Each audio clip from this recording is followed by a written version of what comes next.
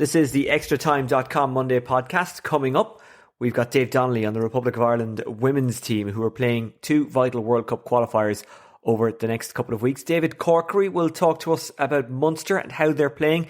He'll also give us his thoughts on Keith Earls talking about his mental health difficulties. Earls was on the Late Late Show on Friday night. If you haven't seen the interview, I would certainly recommend it. It is Dublin Derby night. We've got Keith Ward and Keith Long speaking after they drew 1-1 with Dundalk on Friday night, but also we looked ahead to tonight's game in Tallaght against the Hoops, and that should be a really good one. Tom O'Connor will also join us to round up how the Irish players did in the UK, and we'll hear from Cuala and Dublin hurler Darragh O'Connell, who's originally from Kerry, on their big win against Ballyboden in the go-ahead Dublin Senior Hurling Championship quarter-final. It sets up a semi-final with Kilmacud Crokes, and that will be very intriguing indeed. There was a great story in Louth where St Machtas have qualified for their first ever Louth Senior Football Championship final. We'll hear from their very passionate captain who spoke to LMFM following their victory against St Mary's RD. But here's just a small snippet of some of what he had to say to LMFM. We're going to be underdogs now. Who wins that other semi-final? And I think we like being underdogs for them. No, it'll probably be David Goliath stuff, but we'll take a fancy our chances. And I mean, one thing about this team, you'll stick at it right to the finish. Still going, as Paddy said, don't throw up the white flag, don't surrender for anything. And in fairness, lads, and you're in and out 3 weeks. I can only imagine the build up now in Louth Village. Colin, if it was 3 years, I wouldn't care. We'd wait. There'll be cars painted, there'll be flags up. I don't think if there's cows to be milked, I don't know if there will be milk tonight anyhow tomorrow. But look, it's going to be good crack if you're about called down. Absolutely. Well, Philly, congratulations on your contribution today and your team's victory. Thanks, Colin. Cheers. Great scenes in Haggardstown, County Louth. St Machtas of Louth Village qualified for their first ever Louth Senior Football Final. More on that and more at GA a little bit later on. Let's start though with tonight's Dublin Derby. Shamrock Rovers taking on Bohemians. And in the lead into this game, Bohemians have, I won't say just about stayed in the race for Europe because the league is so tight at the moment, but they were mightily relieved on Friday night. They trailed 1-0 for a long time against Dundalk, and then this happened. It's Kelly against Sherry.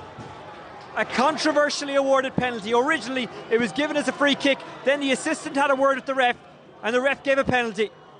And that has led us to this moment. Kelly against Sherry. Kelly steps up, and Sherry can't keep it out. He got his feet to it, but it trickled over the line. In injury time, it's Bohemians 1, Dundalk 1. Georgie Kelly scores the penalty. It was always going to be Georgie Kelly, wasn't it? Bowes 1, Dundalk 1. How big a moment is that in Bowes season? Well, a small child has run onto the pitch. He's celebrating with the players. Georgie Kelly gave him a big hug. He's getting a huge round of applause as he's carried off. That's why we love this league. Keith, a 1-1 draw at home to Dundalk. Good result or bad result, or does the way that the goal came in the end kind of make it a better result than it actually is? It's a good result because we were in added time when we got the penalty, and so we kept going. We persevered. We didn't give up. We were in the ascendancy for long periods of the second half. Dominated the ball. Did have some chances in the game to get ahead or to get an equaliser in the game.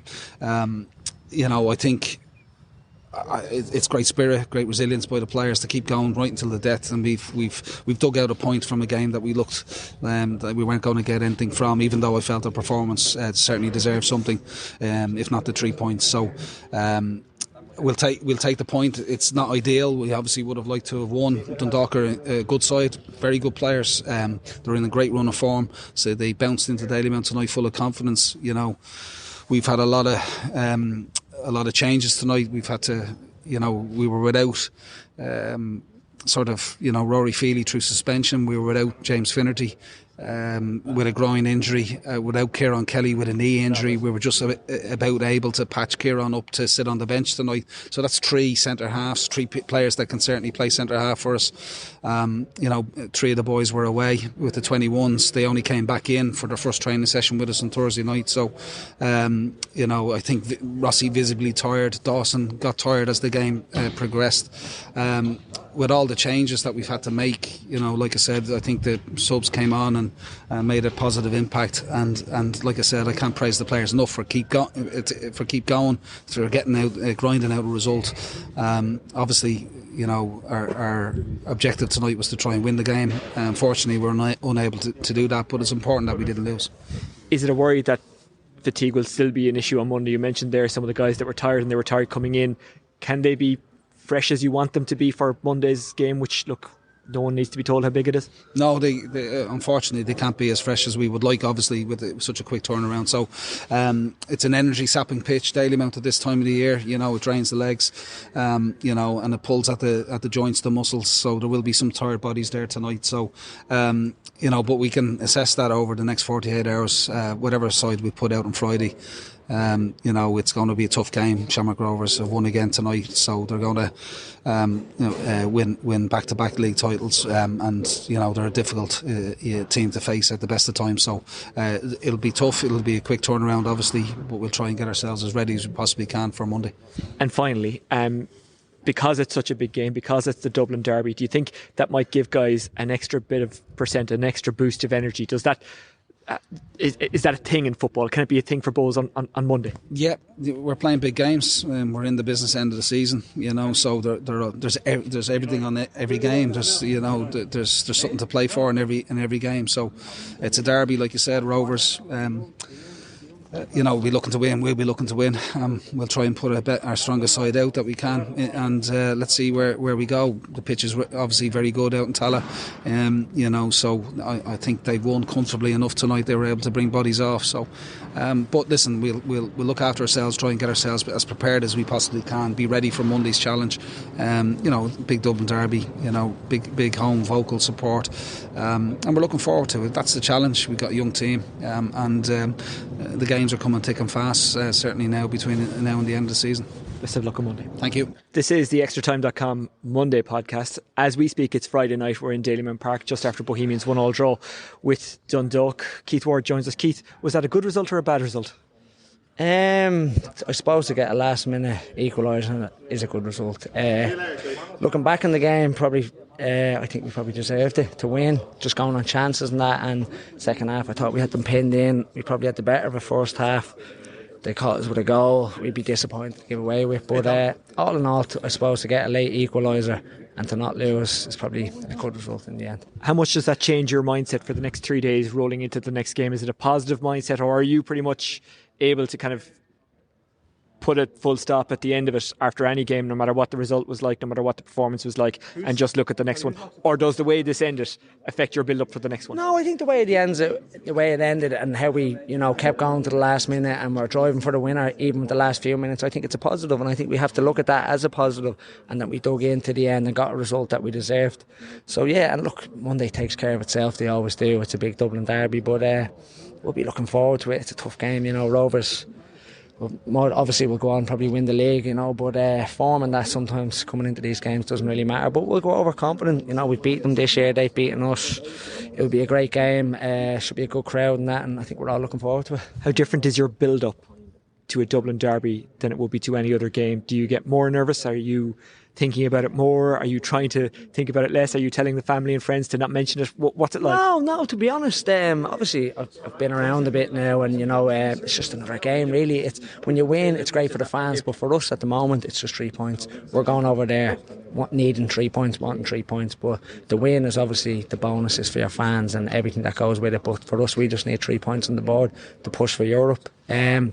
Look, they're great games to play in. The atmosphere, they're electric. You do feel it. You feel it in the warm. You feel it the day of a game. They are the best game to play in the country. So just another game to look forward to at the business end of the season. Keith said a lot of the players that were playing tonight, that were involved tonight, are quite tired, and this pitch is actually energy zapping.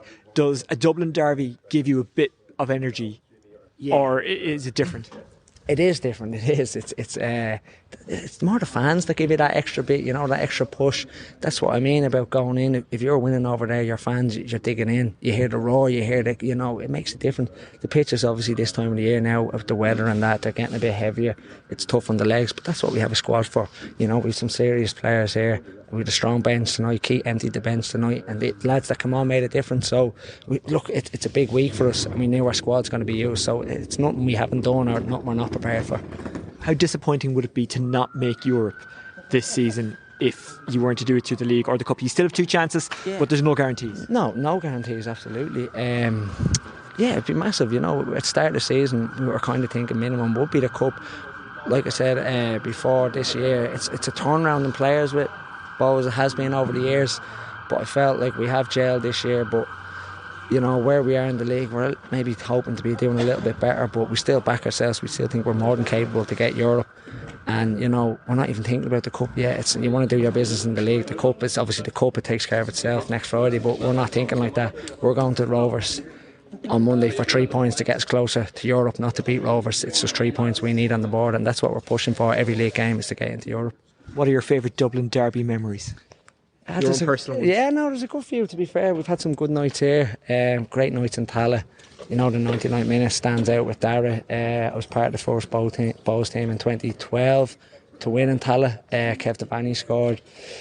Yeah, just great games to play. And you know, as you get older and you know the clock's winding down a little bit, you appreciate them more. You know, but like the games, they're just electric. They're the best to play, and you can ask anyone who has played in them. And you just, you know, that's why you play football in this country, and you're lucky to play here, is to play in them big games. And what's the difference between playing in a Dublin derby and any other big game? Is there a bit more chat between the crowd? It's just the crowd. It's the crowd. It's proper hatred. You can feel it. You know, it's great. The abuse is great. Yeah, you like it? Yeah, love it. You know, it's nice to get a cheer off your back, but it's also great to get a bit of stick off away fans, especially when you win at the end. And you know, it's proper hatred. Even the social media bit that comes with it, and that's what I like. You know, yeah. I think that's part of football now, with social media and that, and you know, you get to win and all that. So yeah, they're just great games, honestly, to play. And when you win, they're even more special. Are you excited about it in the dressing room beforehand? And do you have to maybe G up other guys who may be a bit nervous, or what's your approach? Well, let's say we're in the dressing room right now. What's going on in the dressing room before a Dublin derby?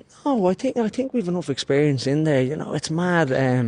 Like the build up and that coming up. You always come into games, you see Garda, you see the crowds nearly packed out in the wall. But it's mad. Once the game stops, you can't really you forget about it. It's like this year, the first time playing the Aviva, you think, whoa, playing the Aviva. But then when you're playing, you don't think about the ground and that. It's just a game, and the game takes care of itself once you're out there playing.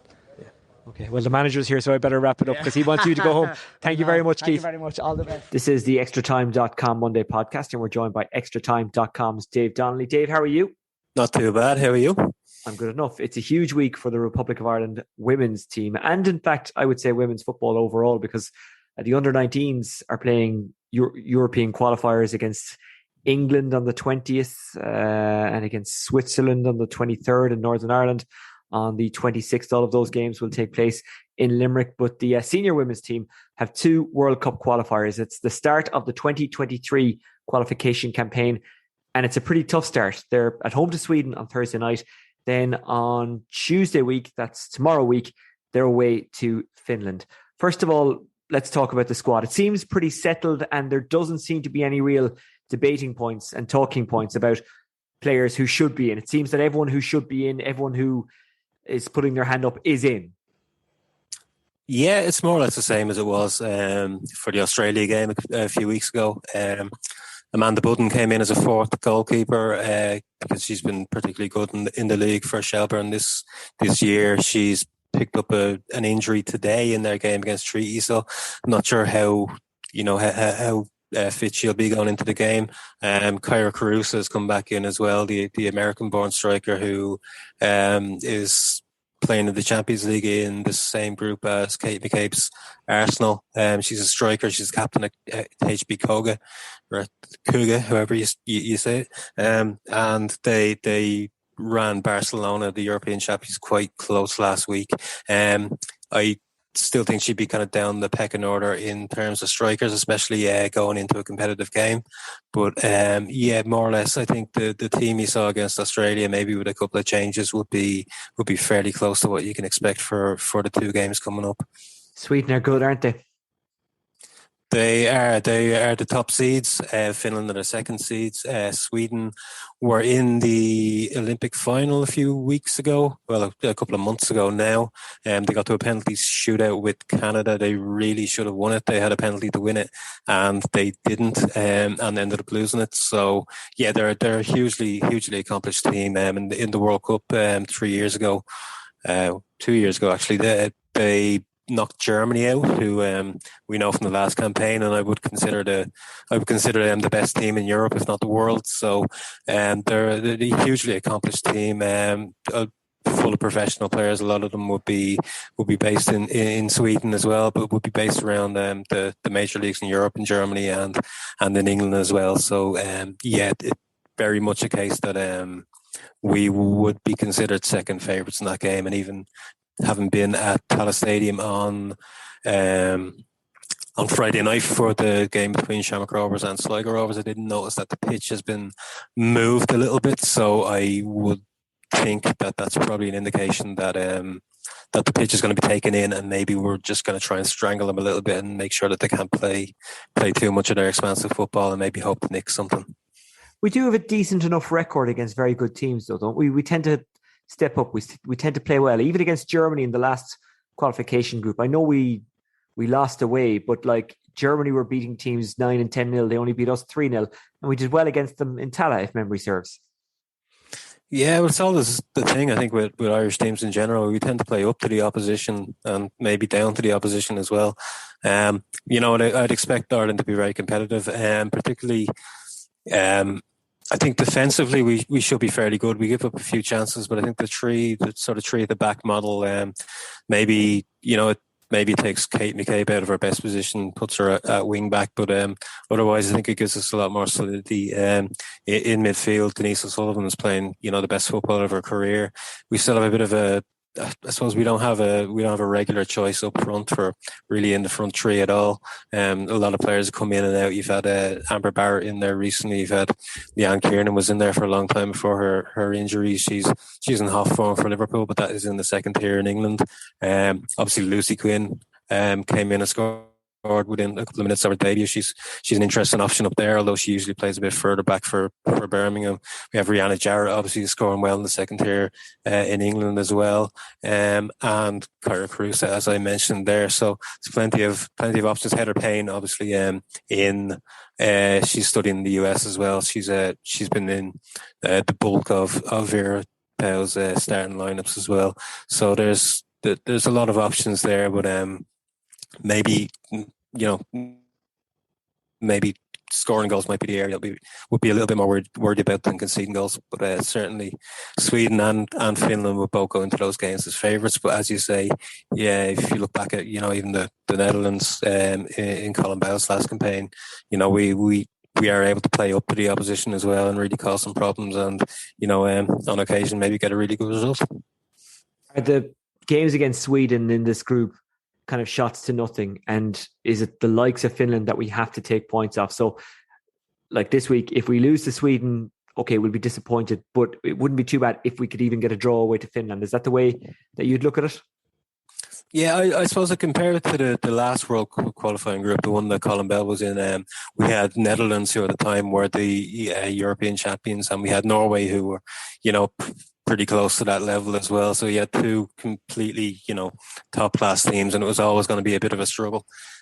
Sweden, while they're very good, are maybe not as good as the Netherlands were at that time, and Finland, I think, would be a bit below the level of what Norway were at that time too. So I don't think it's the most daunting group in the world, but certainly it's not the I suppose it's not the opportunity that we had in the last campaign when we were basically a freak defeat to Ukraine away from a playoff and likely qualification. It's going to be a bit tougher than that, but certainly I think there's a chance there. Have the team got over that? I think they have. I'd have spoken to Anya O'Gorman and different members of Anya obviously was the one who scored that own goal, and a lot of the players I think just kind of parked it in the back of their minds and just went forward. I think they all believe in the team. They all feel that they're going the right way, and more importantly, I think they realise that the talent is coming through, and that the competition for players is getting stronger and stronger. There's more players going from the domestic league over to professional leagues abroad. Even this summer, there was 3 of them going across to Birmingham City in the top level in England. So there does seem to be a steady flow of talent into the team. It's just a matter of getting that consistency and implementing the style that they're asked to do, which they seem to be very good at the moment. And I think that win over Australia, while there were some warning signs in terms of maybe a bit of defensive fragility,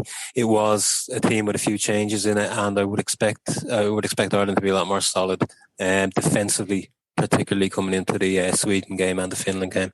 I know what we want out of these 2 games, but I wonder, what will we get out of these two games? What's your prediction? I think if you offered Vera Pauw 4 points, I think she'd take your hand off. Even 3 points wouldn't be, would be pretty good. If we don't lose either game, that would be great. I think it's unlikely. I'd say the Finland game might actually be the more difficult one, purely because it's away. But I think Ireland might take 1 point from the 2 games, and that might not be the worst thing in the world. And will we approach both games the same way? Maybe sit in a low block and attempt to break? I think so. Basically, what's happened is Vera over the past year or so, she's purposely set up friendlies with teams who are significantly stronger than us, and particularly with teams that are similar in style to those 2 Scandinavian sides. So we've had a friendly in Cuala with Denmark, and we had 2 friendlies away in Iceland. And those would be fairly similar strength to Finland, fairly similar style of football to Finland. We lost all of those games, but I think the purpose of the games was the learning, and particularly taking that Ukraine game taking that Australia game last month when the Georgia game was called off unexpectedly, particularly given that defeat in that game would have been a record losing streak for the team.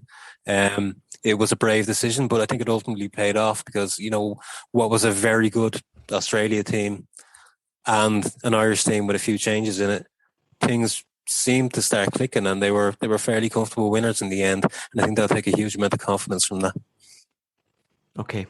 Well, look, let's hope the Ireland team can get 2 positive results to start their World Cup qualification campaign off with. They're at home to Sweden on Thursday night, and then they're away to Finland tomorrow week. Both games are going to be shown live on RTE as far as I know, and obviously you can follow them on extratime.com and through our social media channels. Dave, just before I let you go, it's now looking good for Peamount in the Women's National League, isn't it? Yeah, although my conversation last night with James O'Callaghan, the Peamount manager, he's taken nothing for granted. I've been kind of teasing him for a couple of weeks that the title race is over now, and he refuses to admit it. But I think the manner that they came out against Athlone on Saturday night, a 4-0 win, 3-0 up by halftime, I think that was kind of a sign that they're ready to hunt that down. They need 2 wins maximum out of the last 3 games. Yeah. I think they'll certainly get. They're travelling to Cork City in 2 weeks. I know you might be a little bit biased in that one, but I would expect them to win that. And they have the following week they have UCD or DLR Waves in UCD. That could be a tricky one, because I think Waves are targeting 1 big win for the season. But I do think over the course of the 3 games they will have enough to get past Shelburne and to make it a record 3 titles in a row. And was there a sense of real disappointment that the double charge is over? They're out of the cup and they were beaten surprisingly in the semi-final. Yeah, I think they've had a few injuries now, so I think they had their probably 5th or 6th centre half combination of the season. Okay. So I think there's mitigating factors. I think they were, what the impression I got from the team and from James was that, it's disappointing, but they wanted to bounce back in the right fashion. And I think, there's worse things you can do. There's worse ways you can bounce back from a disappointment like that than, creating a little bit of history and becoming the first women's national team to win 3 titles on the bounce and book yourself a Champions League spot again for next season. I think it's they're obviously going to be disappointed about the cup, but it could be worse, Exactly. Dave Donnelly of extratime.com. Thank you very much for joining us on the extratime.com Monday podcast. Very welcome. This is the extratime.com Monday podcast. It's time to talk rugby now with former Munster and Ireland forward David Corkery. David, how are you? I'm good, Oisin. I'm good. How are you? I'm not too bad at all. Munster got a win over Connacht, but it was a close run thing. We will talk about that. We'll talk a bit about Leinster as well, because I know you saw their game. But first, Keith Earls appeared on the Late Late Show on Friday night and spoke about his mental health difficulties. He spoke about being diagnosed with bipolar. He spoke about his struggles over the years, but also he spoke about how he's got support and how he's got through it. As a fan, I have to say, I was just sitting there in awe of him. What did you make of that? Did you think to yourself, you know what, this is a very good thing to see a guy to come out and be so open like this? Absolutely, Oisin. I mean, it's I suppose rugby has this kind of aura about it being this really hard physical game, what that tough men play, but what goes on behind closed doors in everybody's life is never really seen by the public. And I think what Keith did and the likes of Alan Quinlan, and look, I suppose we've all suffered somewhat with depression. I think everybody will at some point in their life, but it's how they deal with it. But as I say, what Keith did, will inspire so many people. And, a lot of people are saying it's brave and so on and so forth, but probably Keith won't see it like that. He's a very honest man. I know his dad quite well, Ger. Again, a very honest man. And they're so down to earth. There's no bullshit about them. Excuse the language. They're salt of the earth people. They do anything for you. They're not looking for publicity like some players are. It's life. It was life for Keith. And, as he said himself, you see him on a Saturday or on a Sunday or on a Friday night in a Munster jersey or an Irish jersey. And, you think this guy must be living the life, living a dream. But reality, especially for sports people, can sometimes be a very bleak place. And the pressure that they're under. And I know myself, I had to finish from the game at 27 and I suffered and I struggled for a long time. And, you will never, ever be able to replicate the dressing room again, no matter what you try to do, whether you go coaching or it's in another work environment. It's impossible to replicate. It's impossible to bring back that feeling of sitting in a dressing room with guys that you'd sweat and cry with and bleed with. And all of a sudden the light is turned out and it's gone. And, Keith speaks about the now and the here. But I suppose my hope is that, like the likes of the IRFU, GAA, FAI, they look at the players and they look beyond the here and the now. And when they do retire, because that's really when it's going to hurt. That's when the struggles will really start. And it's like a bubble bursting. When it's gone, when it's taken, it's a completely different lifestyle. And 9 times out of 10, you're never prepared for it. You're not prepared for it. There's only a handful of people who can make a very successful transition from professional sport into the real world, as I call it, into the workplace. Because look, you're in a very, very, I suppose, fantastic world. Everything is looked after. Everything is done for you. And then all of a sudden it's gone. I remember myself, 18, 19 years of age in an airport and not knowing what to do, where to go, how to, what this thing in my hand was a passport, because everything was done for you. Everything was done for you. Like the manager took your passport, he booked you in, your bags were looked after. You just followed the guy in a green tracksuit. You didn't even have to think for yourself. And then all of a sudden that's gone, that's taken.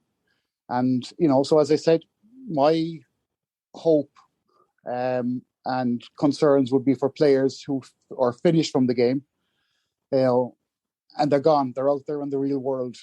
And and they're not able. They're not able to cope no matter what they do, or as I said, what they try to do, or how to do. They try to replicate the dressing room environment, the team.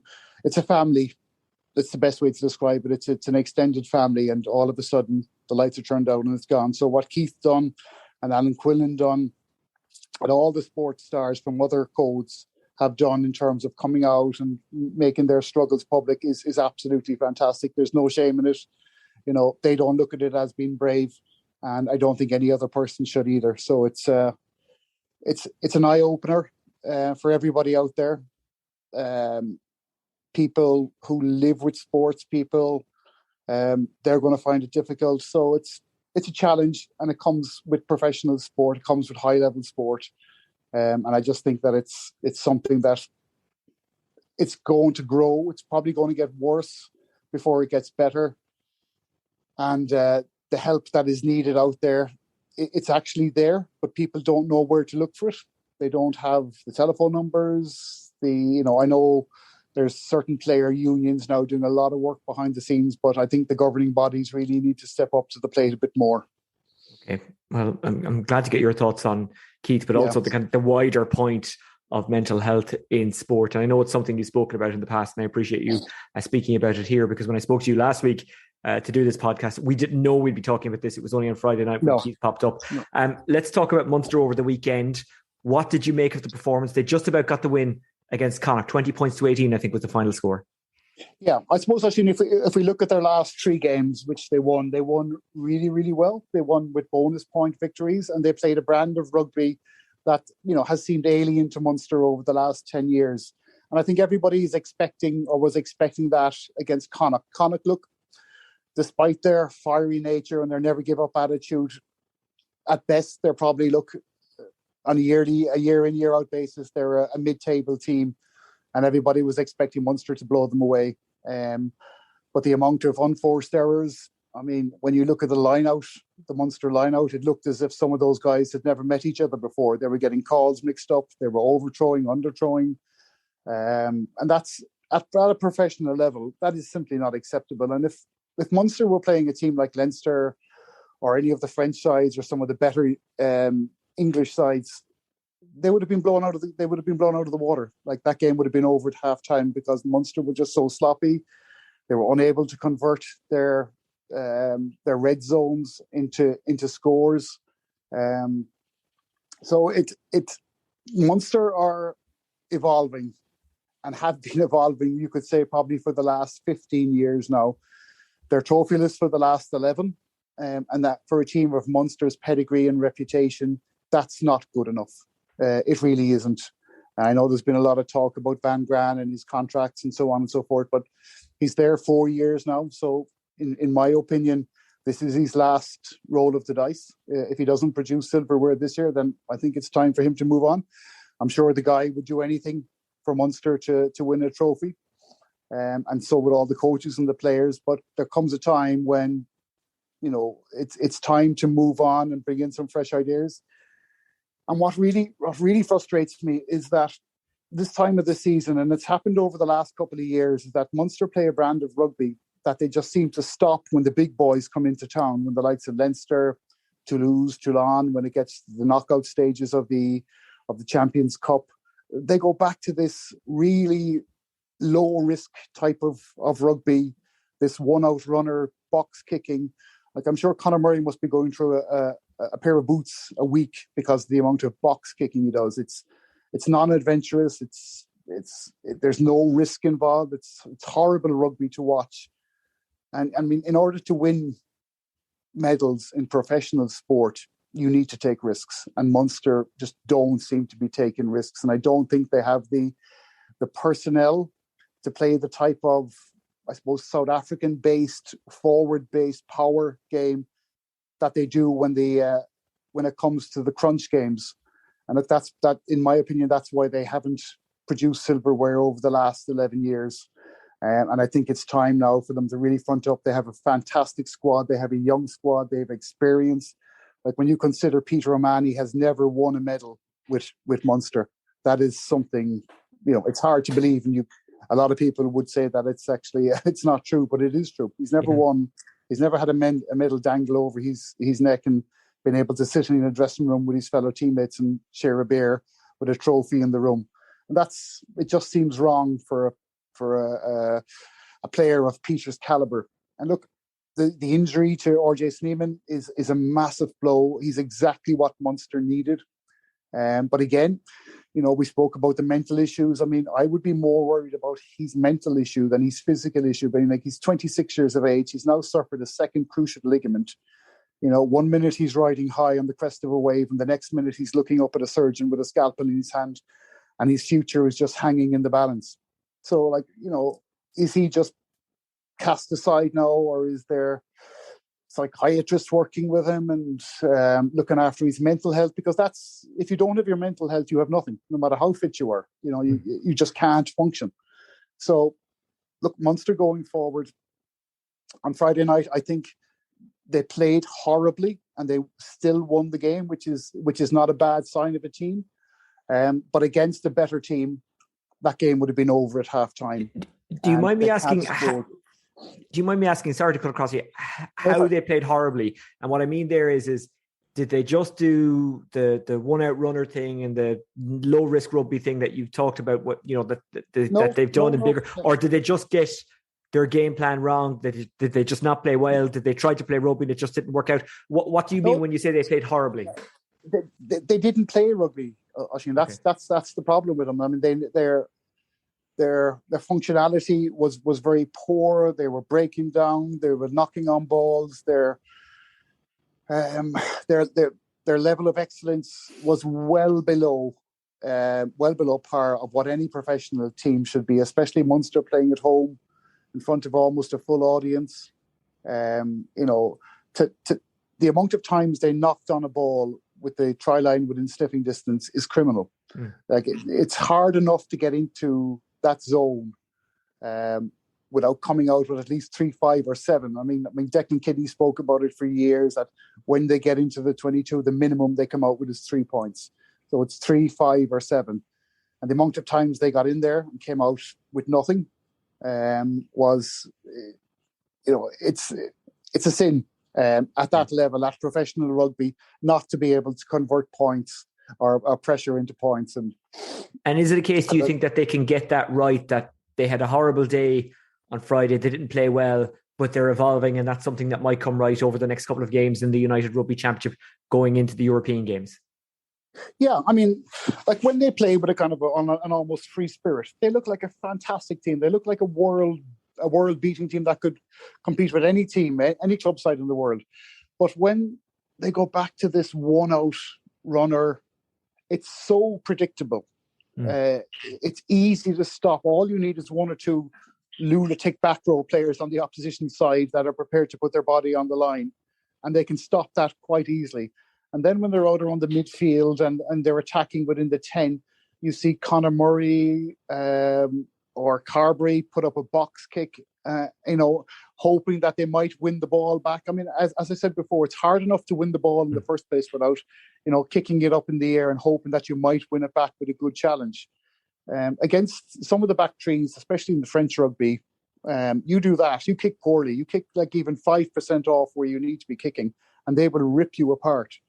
And that's my concern, is that when it comes to the crunch games, we need to take risks. We need to move the ball. We need to give the likes of Earls on the wing a chance to run with the ball. Like, the amount of times that man has to come in off his wing to go looking to get the ball in his hand is criminal, because we're not getting him the ball. And he's the second highest try scorer in Irish rugby history behind Brian O'Driscoll.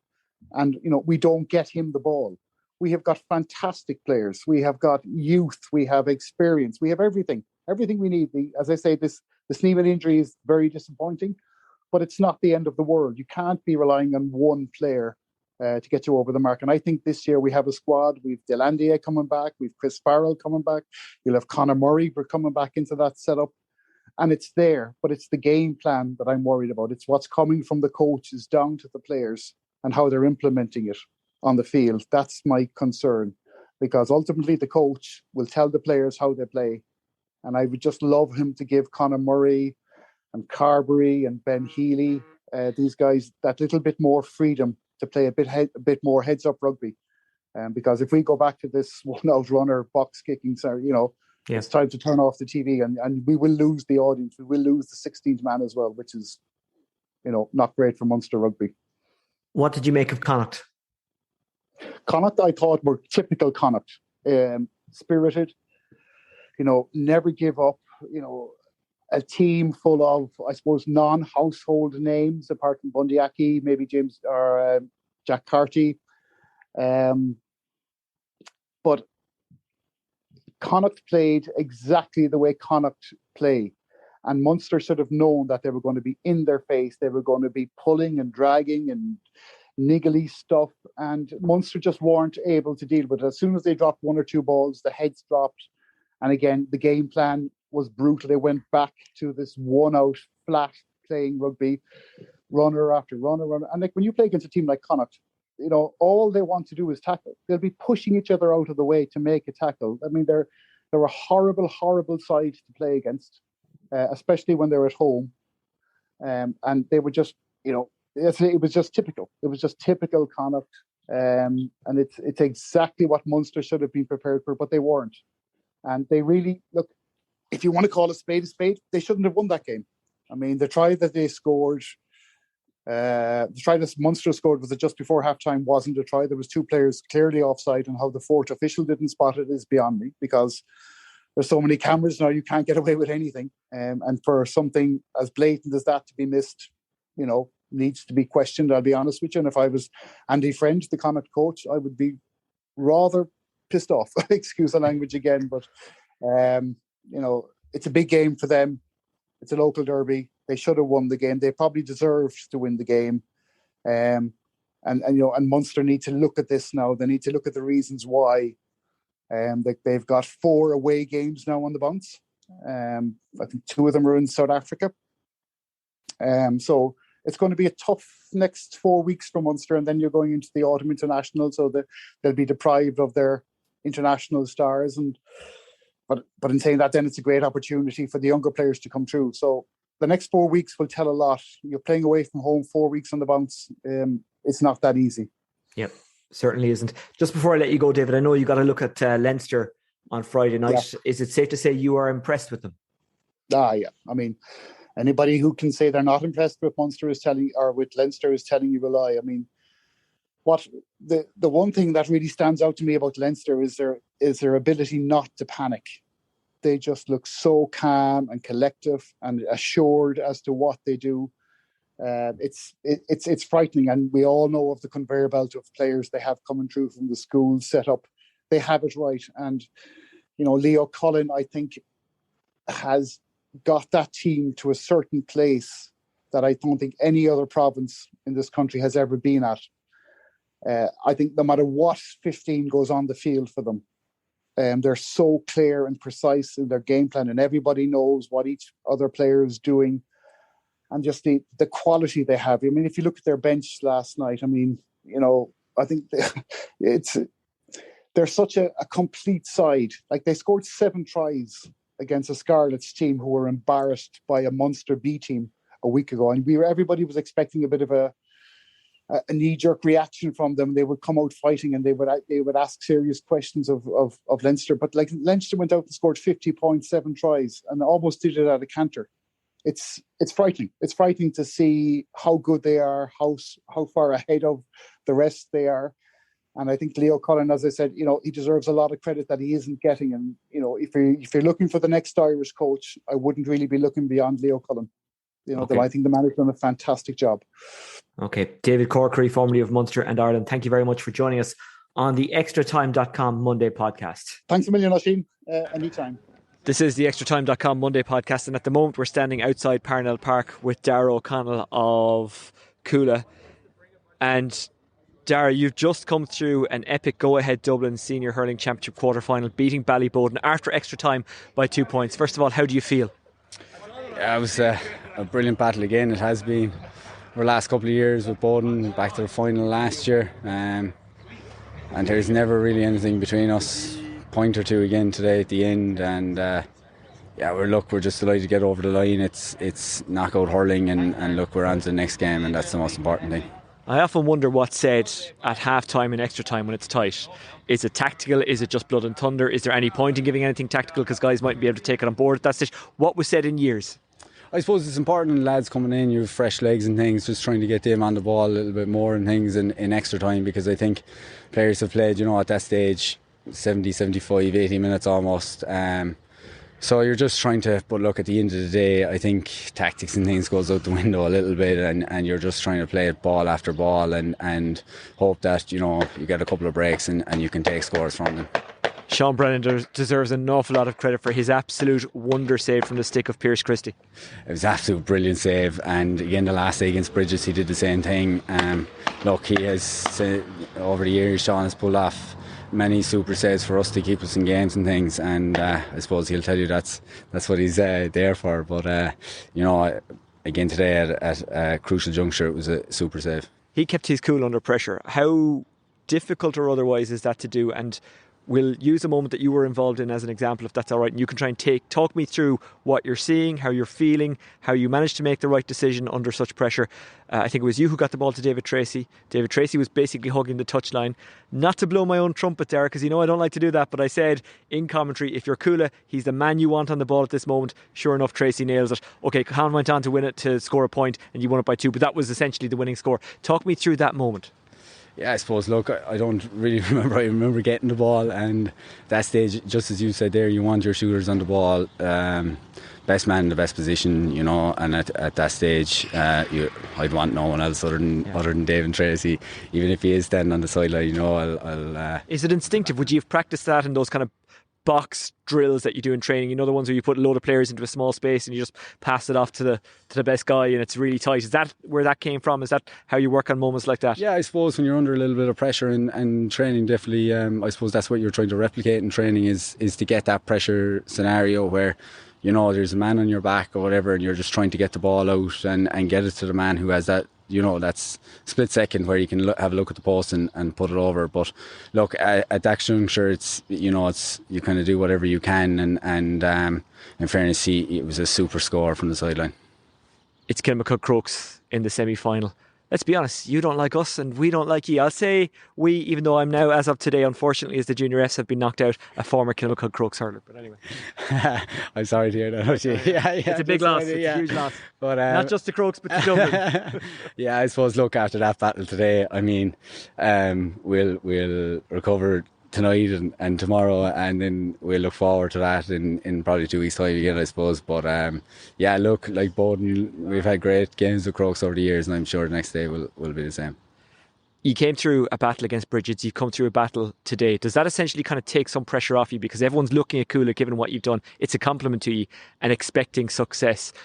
It was a slow start, but you've had 2 really big performances since. Does that put you in a good place going into that semi-final against Crokes, where there will be expectations? Yeah, I suppose, look, we're just taking it one day at a time. We took since the start of the championship, as you said, we were probably a little bit slow out of the blocks, and but main thing is that we got over the line the last day against Bridges in a must-win game, and they really put it up to us. And again today with Ballybowden, we knew what was coming down the tracks, and they did the same, and there's no doubt that Crokes will in 2 weeks' time. And finally, Eddie Brennan and John Toomey are the management team this year. John, obviously familiar to the team, he's a Cuala man, but Eddie, new in this season, what's he like to work with? Yeah, he's brilliant to work with. Look, brilliant CV, and he's certainly brought something new and something fresh and different to us this year. And like you said, the whole management team of Rob Reid, Paul Shuday and John at the helm have done a great job so far. And look, we're enjoying it, and we look forward to the next day.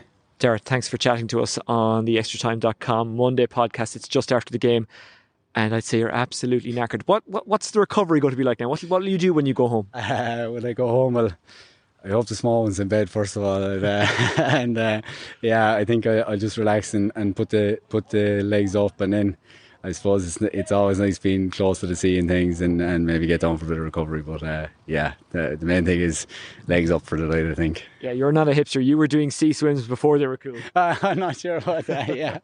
I think not, Kerry. I no other choice. Yeah. No ice bats there. Darragh, thank you. Thanks very much. Darragh O'Connell, formerly of Kerry, but now of Cuala and Dublin, speaking to me following Cuala's dramatic extra time win against Ballybowden St Enda's in the go-ahead Dublin Senior Hurling Championship quarter-final. They will play Kilmacud Crokes in the semi-final, and anyone who is anyway familiar with Dublin hurling will tell you that's quite the duel. Now, in Louth, St Machtas are into the senior football final for the very first time in their history, following a 2-10 to 14 points win against St Mary's of RD. Philly Englishby is the captain. He's been around a long time with them, as you'll hear.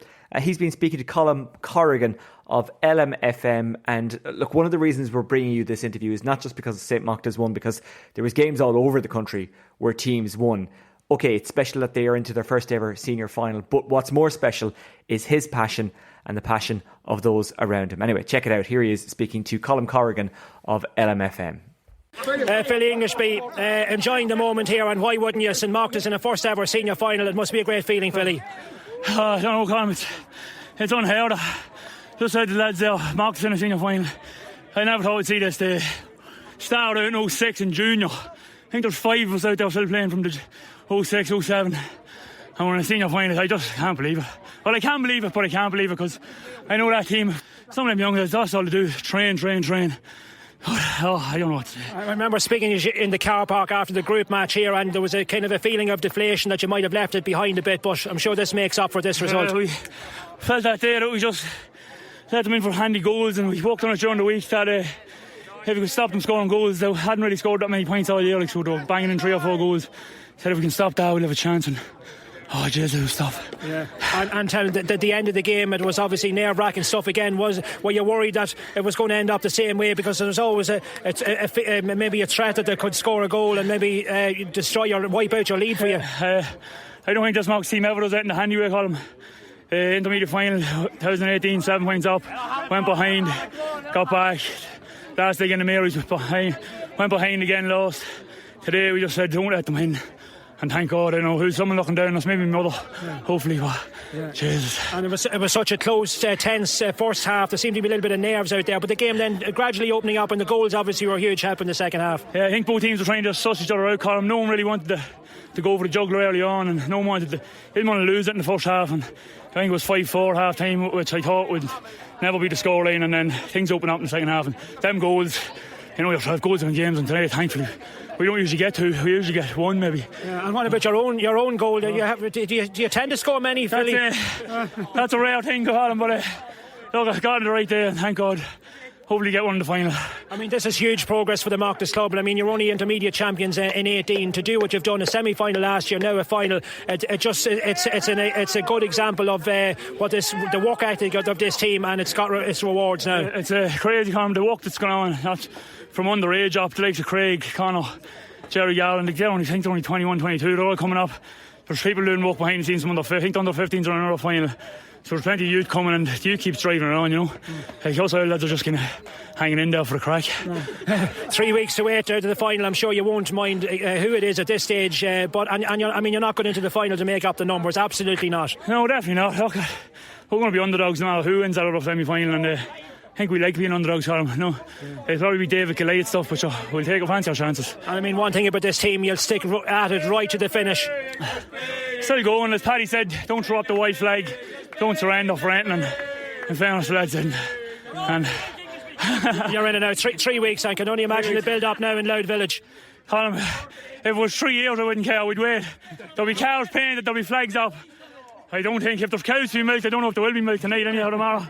But look, it's going to be good crack if you're about called down. Absolutely. All right, Philly, congratulations on your contribution today and your team's victory. Thanks, Colm. Cheers. What a special moment for Philly Englishby and the rest of his St Machtas team, and indeed everyone around Louth Village. That's who St Machtas represent. A fantastic moment, and it was nicely summed up in that interview. Brilliant stuff, by the way, from Colm Corrigan of LMFM, who's one of the top broadcasters in the country. This is the extratime.com Monday podcast, and as per usual, when we've had a weekend that contained Premier League, Scottish Premier League, Championship and all that, Tom O'Connor joins us to talk about how the Irish did. Tom, how are you? Not so bad, Oisin. Not so bad. Are you looking forward to the Cup semi-final, Dundalk taking on St. Pat's? With trepidation somewhat, as look, Dundalk season, we don't know what's coming up next. And look, even into the dying embers of the weekend's game, it looked like the result was going Dundalk's way, and it wasn't to be. If the result had went their way, would you be saying that the corner had been fully turned and they were on a massive upsurge for the season? The fact that there was a penalty conceded in the last minute, does it suddenly change the narrative? I don't know. Look, it's to sit on the fence is what I'm going to go. I'm just looking forward to the game. Tom, I want an opinion here. You're supposed to be the Dunphy of this podcast. I was actually at the game, as well, you'll know if you were listening earlier in the podcast, but Macmillan's chance, that was the moment. As soon as he missed that, I thought to myself, right, Bohs are going to get the equaliser. And by the way, I wouldn't be too hard on Macmillan. The man hasn't played since August, so he's not going to be razor sharp. He actually struck it too well, which is a cliche I normally hate, but he actually put way too much power behind it. The ball went up and over the stand, which isn't the feat it used to be, because the stand isn't as high. There's no shed end anymore, or Des Kelly carpet stand shed, whatever you want to call it. Anyway, you're not here to talk about that. You're here to talk about the Irish in Britain and beyond. Let's start up with the Premier League. Premier League, we had mixed results. We had a decent amount of showing this weekend. It was good to see Seamus Coleman came back for Everton, even though they lost to West Ham. We had Kieran Clark played in Newcastle's 3-2 defeat the Spurs. Obviously, a lot of talk about Newcastle in the papers and in the media and everything this week, and they got off to a flying start with the return on Callum Wilson scoring, but ultimately lost 3-2. Kieran Clark playing. Newcastle would have played a 5 at the back sometimes this season. This time he was playing a back 4, and he played left-sided central defence.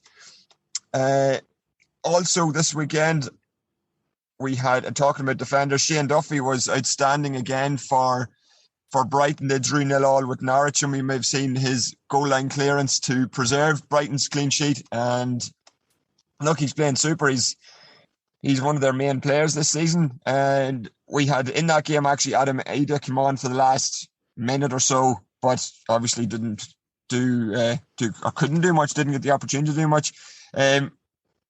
Nathan Collins got 90 minutes as his Burnley side were beaten 2-0 by Man City, and Kevin Kelleher kept another clean sheet for Liverpool as they hammered Watford.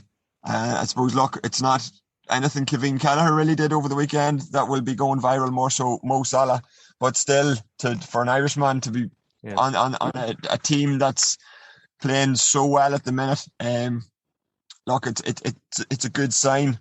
I was listening to 5 Live on my way up to Cliftonville against Larne, which I covered for BBC NI over the weekend. The highlight show is actually on tonight on BBC Two.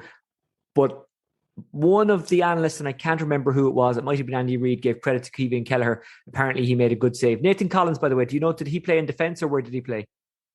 It's replaced, I think it was Ben Mee. I think himself and James Sarkovsky centre mid were in the centre of defence. I'm open to correction on that, but as far as I remember, that's... the reason I ask is I had a very wild thought that maybe he could be pushed out a bit because he seems to be able to use the ball. And I thought, well, could he be that holder in midfield that we seem to be missing at the moment? Although maybe I'm going off on a real tangent there. I don't think Stephen Kenny listens to my advice, and he's probably right not to do so. Anyway, Tom, keep going. Look, speaking of top flights in St Mirren, in the SPL, which the Scottish Premier League is otherwise known as, St Mirren won 3-2 against Ross County. And again, look, like we said last week, in the previous couple of weeks, you had 5 Irishmen starting for St Mirren. We had another Irishman featuring as a sub for Dundee as they won 2-1. It's their first win of the season. That was Bailiebers' Killian Sheridan. And Livingston won 3-0 against St Johnstone, and former Shells forward Jays Kevia featured on the bench for Livingston. So we drop down to England and go to the second tier, go to the Championship. So on Friday night, we spoke before about Jason Malumbi not getting game time for West Brom. Well, he came on as a sub and got rave reviews from the West Brom fans. They won 1-0. Callum Robinson started in the middle of a 4-3-3, started as a centre forward role, went off at half time. Also, speaking of subs, Jimmy Dunn came on as a sub. So that's Blackrock Dundalk's Jimmy Dunn came on as a sub in the second half for QPR on Saturday, and it just wasn't as it wasn't as impactful as Jason Malumbi's sub the night before, as QPR lost 4-1 to Fulham. Also on Saturday, Darragh Lenihan's Blackburn drew 2-2 against Coventry. we had Callum O'Dowda played 45 minutes for Bristol City as he keeps with his rehab back from his early season injury. Now, Bristol City lost 2-0 to Bournemouth. Mark Travers kept and yet another clean sheet there, kept at the top of the table. And speaking of the holding role in midfield, we had Gavin Kilkenny, who played 90 minutes in that holding role. Bournemouth played a 4-1-4-1 and Gavin Kilkenny played in that role. So look, we've spoken about him before. He has a bright future underage at international level. Could he make the step up? Time will tell.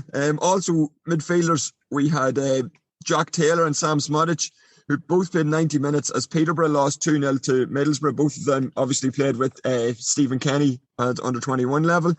Richard Keogh played 90 minutes as Blackpool lost 2-1. I'm sorry, what? Richard Keogh. Say it properly.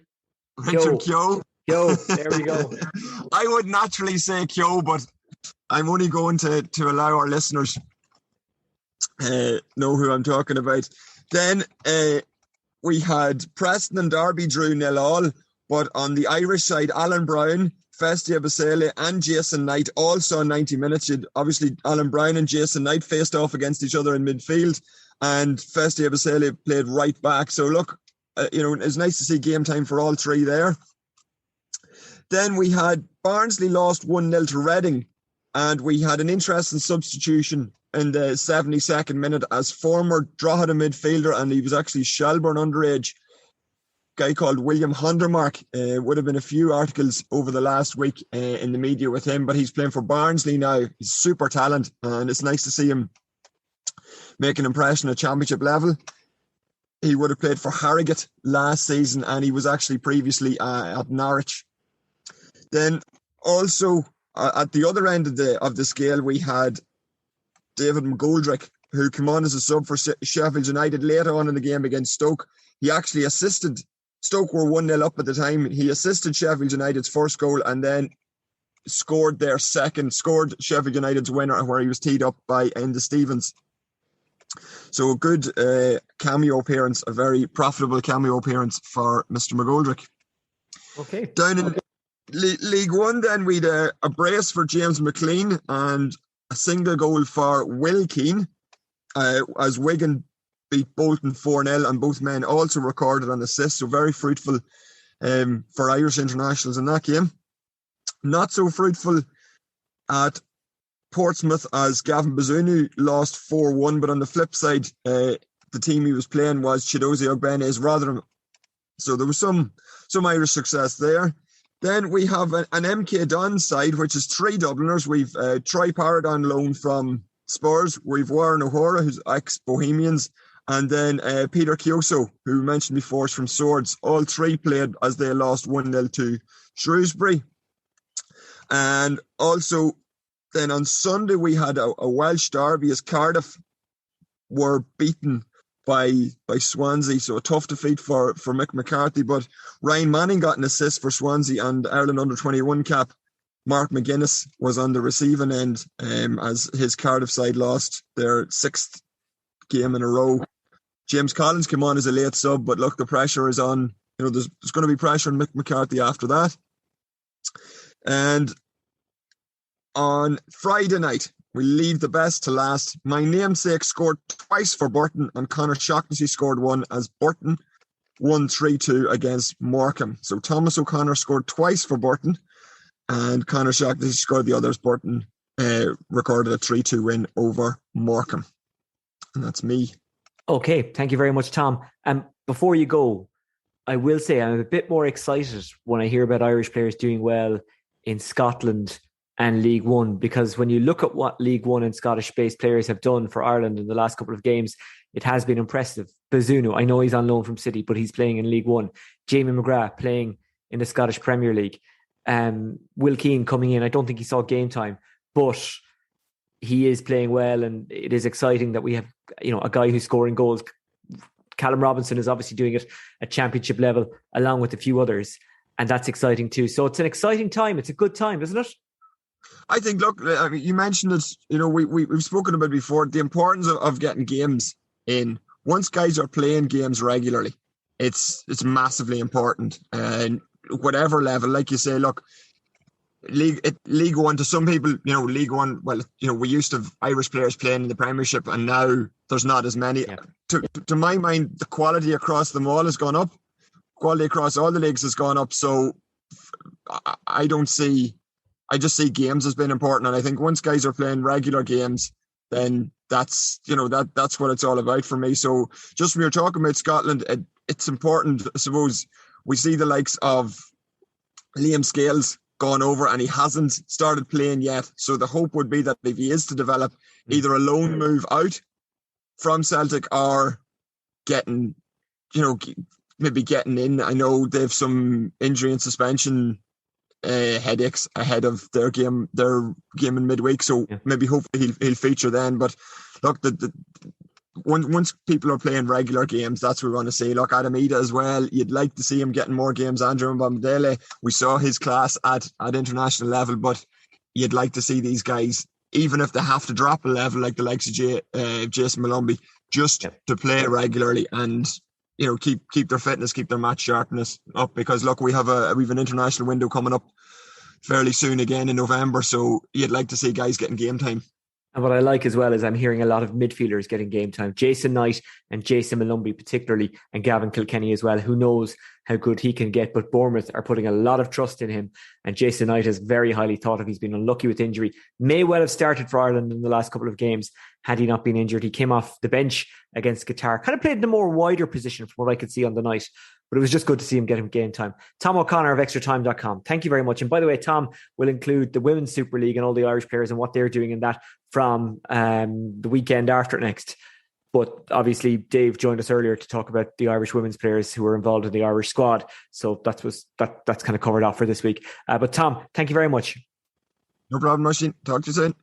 Well, that's almost it for the extratime.com Monday podcast. My thanks to all my guests, Dave Donnelly and Tom O'Connor of extratime.com, Darragh O'Connell of Cuala and Dublin, Keith Ward and Keith Long of Bohemians, and of course, Evening Echo rugby columnist Dave Corkery, who has previously played for Munster and Ireland. Coming up on Friday's podcast, we look back on the Republic of Ireland's World Cup qualifier against Sweden, which will be played in Tallaght on Thursday night, and we look ahead to the Extra.ie FAI Cup semi-finals. Now, it's a real pity that the two games are on at the same time and that they clash. I'm not sure why that is. I'm sure there is a reason for it. Also, it's a pity that it wasn't put on as a double header in the Aviva. It's very easy for me to sit here and suggest these things. And again, there's probably and possibly reasons why that isn't happening. But it would have been cool to see. And maybe it's something we can look at in the future. We'll also talk GAA because it's a huge weekend for the football championship next weekend, because there'll be a vote held on whether or not the structure will radically change. If you want to get the detail on that, then listen back to last Friday's podcast when we had Conleth Gilligan, former Derry player and of course well-known analyst and coach. That's it from me. I'll talk to you on Friday. Don't forget you can follow everything that's happening in Irish football on extratime.com, and if you want to talk to me you can do so directly via Twitter at Oisin Langan. I'll talk to you Friday. Take care. Good luck.